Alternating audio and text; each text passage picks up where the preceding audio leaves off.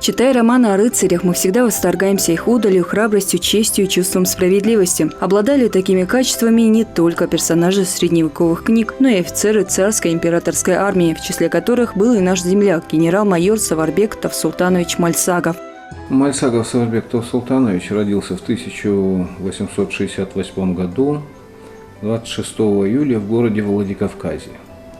Закончил Владикавказское реальное училище, а затем поступил в Елизаветградское кадетское училище, которое тоже успешно окончил и был распределен в 45-й Драгунский Северский Его Величество полк.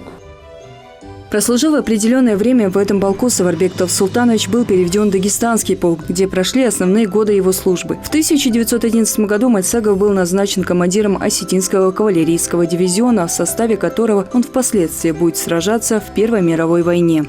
И до 2015 года, практически где-то в районе полугода, он будет воевать в составе этого дивизиона, затем будет назначен командиром Первого Дагестанского конного полка, с которым будет воевать до конца 2016 года. Затем будет назначен командиром с присвоением звания генерал-майора. Он будет назначен командиром 1-й бригады 3-й казачьей дивизии.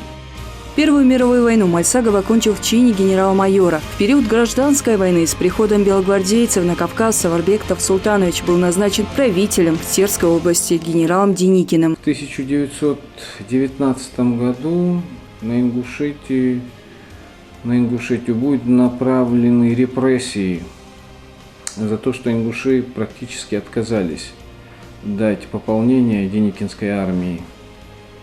3 села будут сожжены, это Насыркор, Сурхахия и Кажево. И в знак протеста Саварбек Тавсултанович уйдет с должности правителя Ингушетии при главнокомандующем Белой армии Деникине. К концу гражданского уйдет в эмиграцию, будет в Турции, потом в Польше. И до 1944 года будет проживать в Польше.